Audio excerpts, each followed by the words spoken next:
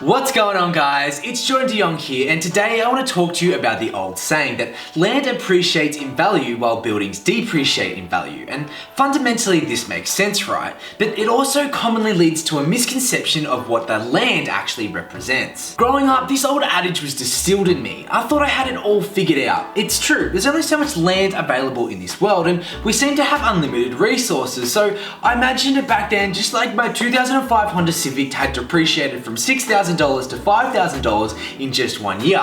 Buildings materials must depreciate in the same way. And it does. Don't get me wrong, materials wither over time. They get discolored by the sun, deteriorate from dampness from the rain, and eventually all dwellings will need to either be fixed, completely renovated, or knocked down and rebuilt again. So this second part of the saying holds true. Materials do depreciate over time. So in this case, what is the point of buying land with a house on it? Why wouldn't I just go out and buy the biggest block of land that I possibly could with the amount of money that I have that's going to increase in value the most? Well, herein lies the problem. Not all land is created equally, and this is the common misconception that we get caught in. It's easy to compare the same priced inner city unit and freestanding dwelling on a large block of land, maybe 20 or 30 kilometers out from the city, and taking this old saying into consideration and just presume that that dwelling on the large block of land is a no-brainer and a much better investment. Now, I'm not saying in every scenario this is the wrong way of thinking. Every property is unique and needs to be analysed individually, but there is fundamentally a reason why they are already priced the same, which leads to a more accurate saying of it's land value and not land size. Also, if you're loving this content, make sure that you smash that like button. My favourite era for movies and TV shows is the medieval time period. I love battles and war strategies and history, and what history does tell us is that if a war isn't started over a princess or a love or revenge, it's generally over land, and in theory, ownership of that land. So I truly believe this has been distilled in us for hundreds of generations. So why are wars started over the ownership of land? Why can't everyone just be satisfied with the land they already live on?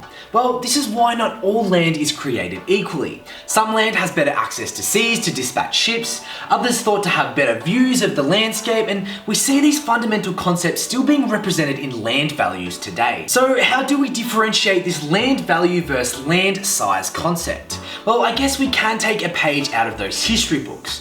Where do people want to live? What makes that piece of land desirable and ultimately increase the demand for that land? Just make note that desire and demand are vastly different things, and I plan to cover this in another video.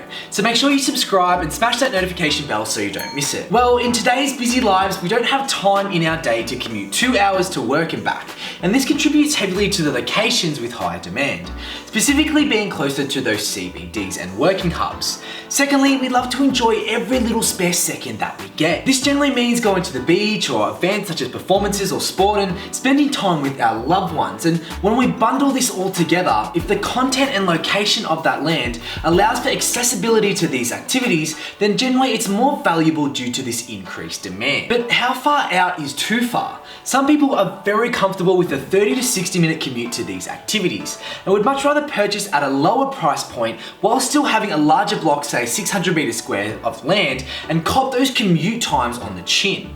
And realistically, it's only an occasional event anyway. This often leads to the interpretation that house and land estates are ideal investment.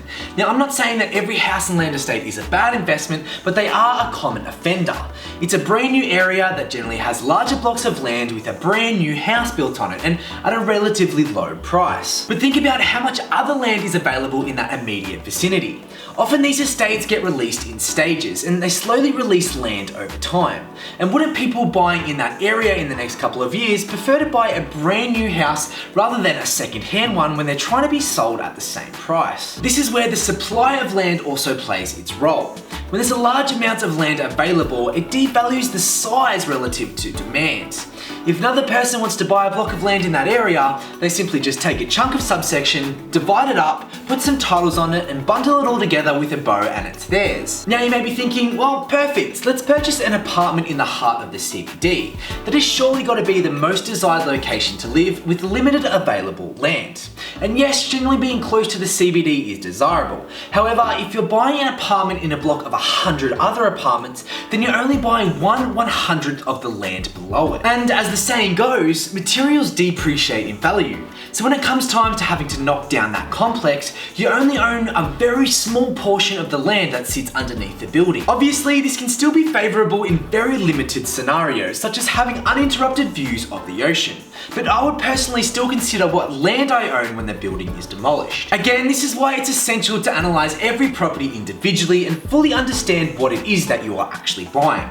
These concepts and ideas are just for your own acknowledgement and education and are not always a one-size-fits-all rule of thumb. One other factor I do want to bring into the mix is generational wealth. Obviously, what we have been talking about is relative for the short to medium term being 10 to 30 years. But when we think about how this plays out over multiple generations, eventually all land increases in value and at certain points can increase dramatically. Thinking about a location close to where I grew up, Rouse Hill, I remember driving past vast amounts of lands that seemed to go on forever and ever. And I could never imagine it would look like it does today. But in the last 10 years, it's been so developed it's almost unrecognizable. The owners of that land could have been sitting on that for generations, seeing slow growth over time and thinking it would never be worth much. But at one point in time, probably not too long ago, the value of that land would have increased dramatically in what would have almost felt like overnight. So the vast area of land play is not necessarily a bad investment, but it may take a number of generations to see a substantial increase,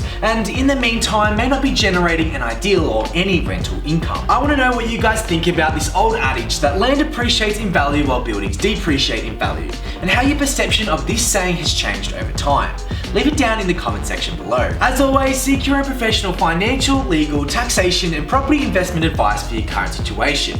These videos are just my opinion and are general in nature and should never be considered as personal advice. If you're keen for more content, make sure you subscribe and smash that notification bell so you don't miss a video. And until next time, happy house hunting.